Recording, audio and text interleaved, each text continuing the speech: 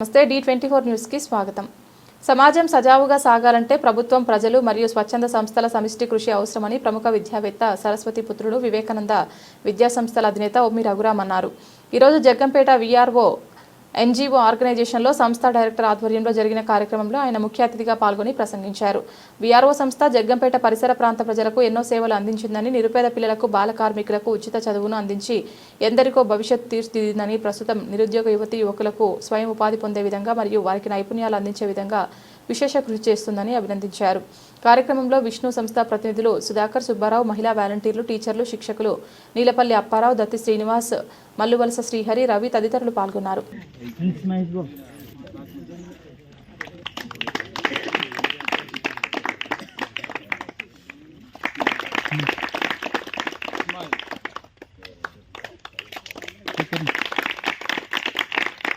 చూడు ప్రవీణ్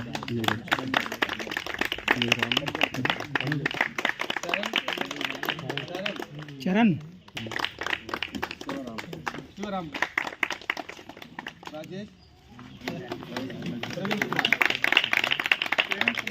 ప్రవీణ్ కుమార్ ప్రవీణ్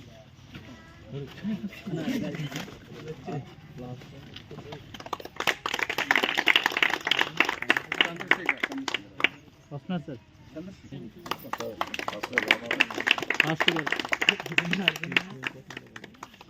అభినందిస్తూ చెప్పడు కొట్టమ్మా.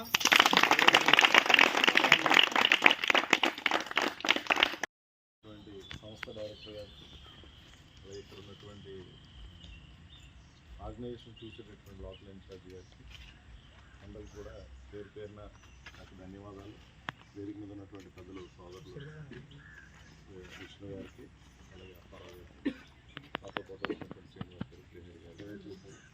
అలాగే ఆర్గనైజేషన్లో వాలంటీర్లుగా పనిచేస్తున్నటువంటి ప్రతి ఒక్కరికి నాకు హృదయపూర్వకమైనటువంటి ధన్యవాదాలు.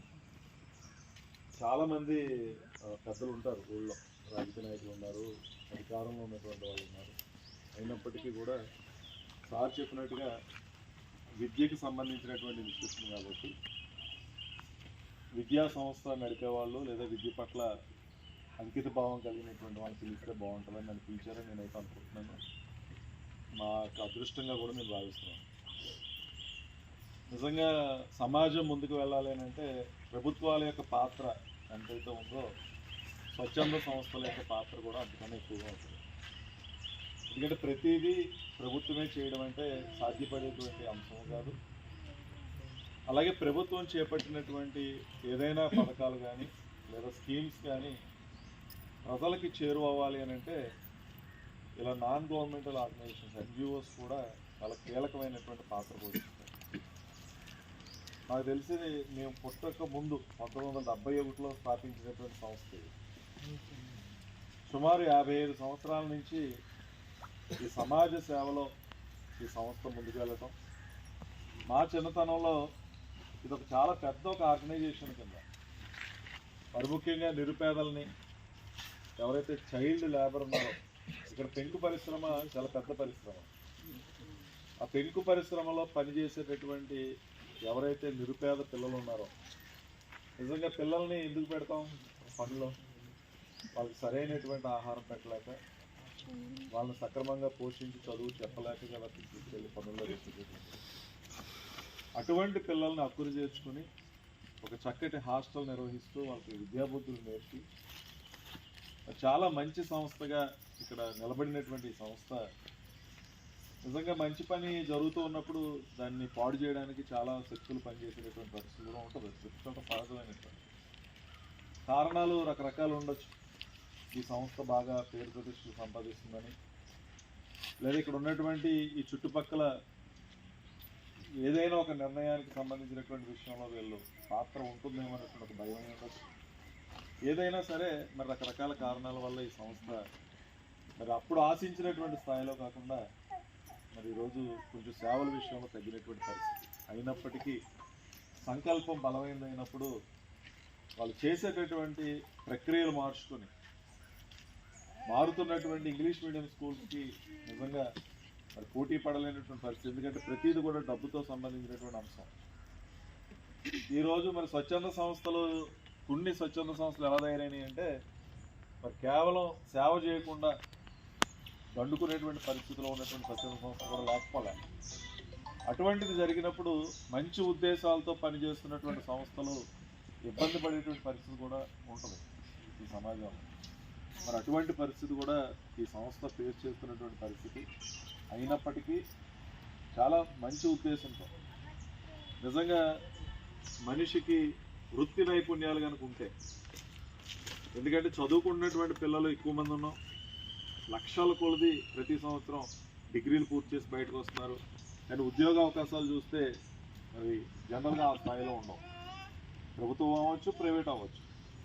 అయితే స్వయం ఉపాధి కనుక మనం పొందగలిగితే, ఎవరి కాళ్ళ మీద వాళ్ళు నిలబడగలిగినటువంటి పరిస్థితి కనుక ఉండగలిగితే ఆ కుటుంబాన్ని చక్కగా పోషించుకోగలుగుతారు. సమాజానికి వాళ్ళు ఒక చక్కటి కంట్రిబ్యూషన్ ఇవ్వడం అనేది జరుగుతుంది.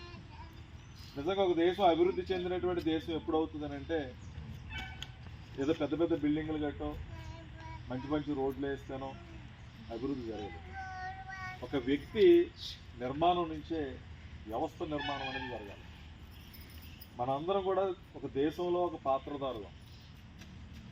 ఎవరికి వాళ్ళు అభివృద్ధి జరిగినప్పుడే దేశం అనేది అభివృద్ధి జరుగుతుంది.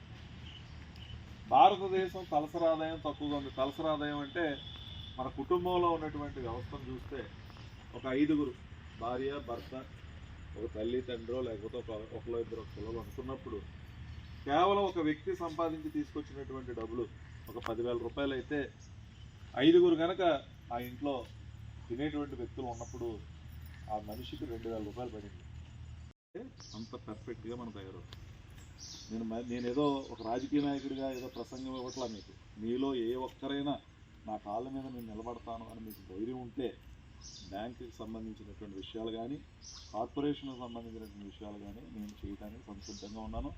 బ్యాంకులో సంతకం పెట్టమని అంటే గ్యారంటర్ సంతకం పెట్టడానికి కూడా నేను సిద్ధంగా ఉన్నాను. కావాల్సింది మీరు మన కాళ్ళ మీద మనం నిలబడేసిన ప్రయత్నం లేదు. ధైర్యంగా నిజంగా నేర్చుకున్నటువంటి వాళ్ళు అందరూ కలిసి ఒక చోట పెట్టుకుంటే ఆర్డర్స్ వస్తాయి, కొట్టచ్చు, మంచిగా డబ్బులు సంపాదించవచ్చు, ఆర్థికంగా మనం పరిస్థితి అవ్వడానికి అవకాశం ఉంది.